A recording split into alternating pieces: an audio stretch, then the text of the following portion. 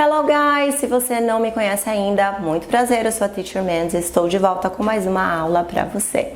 Eu já vou começar o vídeo de hoje, é claro, agradecendo a todos vocês por todo o carinho, toda a interação.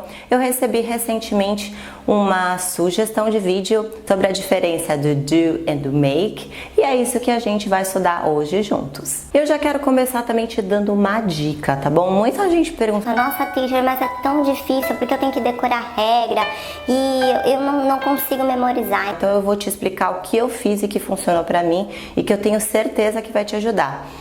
Para essa situação específica do do e do make, todo mundo fala, existe uma regra, mas a regra ela não é tão certa, a gente não pode seguir a regra tão à risca, tá bom? Então muito mais vale você saber como usar, você entender para que eles são usados e começar a praticar e já começar a montar os seus exemplos, do que até mesmo você se apegar à regra. Então eu costumo falar muito isso para os meus alunos: você vai querer ser um professor de inglês? Não, teacher, eu só quero viajar, eu só quero usar o inglês na minha empresa. Então se é para isso que você quer, se é para isso que você vai usar o inglês, você não precisa saber a regra exatamente, tá bom? Então vale a pena você entender, você se jogar no idioma, você mergulhar de cabeça, se joga pintosa, põe rosa e você entender como você vai usá-los, tá bom? Mas mesmo assim eu vou te explicar a regra dos dois, tá bom? Então o make, assim como o do, ele significa fazer. Em português a gente diz fazer só, e a gente usa fazer e acabou. Em inglês a gente tem esses dois, tá bom?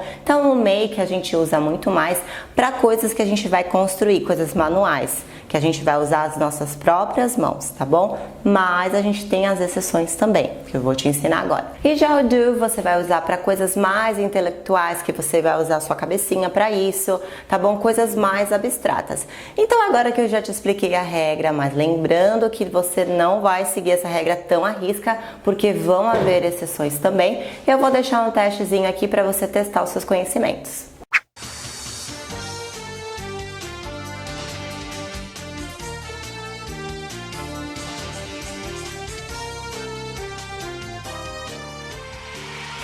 Então vamos às respostas aqui do nosso teste. A nossa primeira situação era a seguinte: I tanana pasta yesterday. E para essa situação vale a pena você confiar na regra. Aqui você pode usar o make, que no passado fica made. Como foi algo que aconteceu ontem, a gente vai usar o made para isso. Então ficou I made pasta yesterday. Toda vez que a gente está falando de comida, coisas da cozinha, que a gente prepara com as nossas próprias mãos, para essa situação você pode usar o make, tá bom? A nossa segunda situação era a seguinte: my son tanana the dishes every day. Em primeiro lugar, a gente quer encontrar no Brasil esse filho que lava a louça todos os dias. Até mesmo porque esse filho não existe. Se você tem um filho que lava a louça todos os dias, deixa um comentário aqui pra mim que eu vou ficar muito contente em saber disso, tá bom? Então, para essa situação, a gente vai usar o do, tá bom? E essa é uma daquelas em que a regra não se aplica, tá bom? Então, você tem que memorizar. Então, geralmente, quando a gente fala de coisas da casa,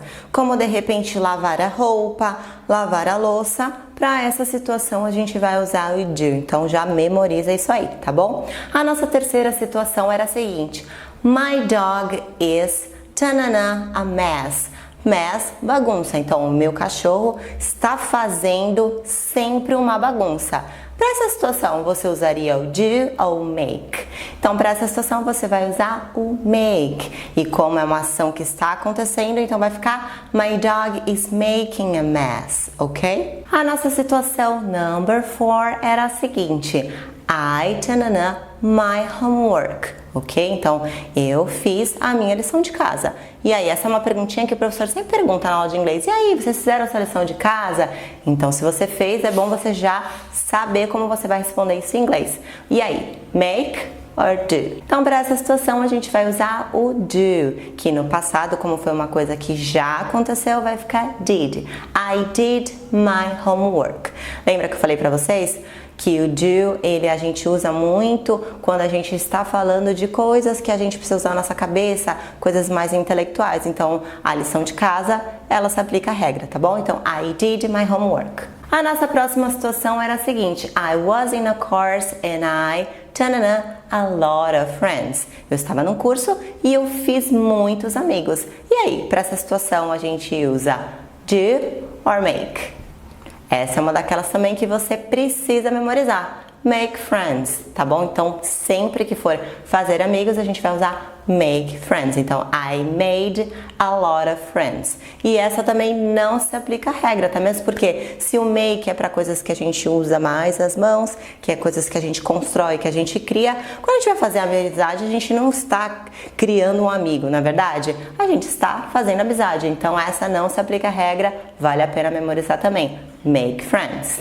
Mais uma situação é a seguinte. I tanana a mistake when I was speaking English. E aí, para essa situação, a gente usa do or make. Eu cometi um erro quando eu estava falando inglês. Essa também é uma que você precisa memorizar. Mistake são erros, tá bom? Então, toda vez que a gente se refere a cometer, você vai sempre usar o make, tá bom? Então, I made a mistake when I was speaking English. A nossa próxima situação era a seguinte. I tanana a decision to study English. E aí, você usou o make or do? Então, para essa situação, também a gente vai usar o make, como é passado, I made a decision to study English. Então, essa era mais uma prova de que não dá para se apegar à regra, tá bom? Se o make é para construir, para criar com as suas próprias mãos, o que a decisão tem a ver com isso, tá bom? Então, vale a pena memorizar. I made a decision. E a nossa última situação era a seguinte. I'm gonna tanana business with her. I'm gonna tanana business with her. E aí, nessa situação, você usa o do ou make? Para essa situação também você vai usar o do, tá bom? Então, fazer negócios é sempre do business. Eu não concordo muito, mas a gente tem que respeitar a regra, tá bom? Então, já memoriza também uma outra forma de você usar o do sem seguir a regra. E eu espero de coração ter te ajudado com esse vídeo de hoje. Como eu já falei no começo desse vídeo, o segredo é você mergulhar de cabeça nessa cultura e é você se cercar do inglês, seja na sua casa, no seu trabalho, seja no momento que você pode curtir um pouquinho de lazer, assistindo uma série, de repente escutando uma música, e com certeza todas essas regrinhas vão cair por água abaixo. Até mesmo porque o mais importante de tudo é você saber como usar. Então já pega agora essas frases que a gente aprendeu hoje e já começa a praticar. Se você tem uma frase um pouquinho diferente, quer deixar um comentário aqui comigo, eu vou ter o maior prazer de corrigir para você e, é claro, de responder também. Se eu te ajudei com essa aula aqui, você está esperando, já me dá o seu joinha. Se você ainda não se inscreveu no canal, corre lá e se inscreve. Agora estou rumo a 10 mil inscritos e eu estou contando muito com a sua ajuda e é claro que eu vou voltar na próxima aula com muito mais conteúdo para você. Bye, bye!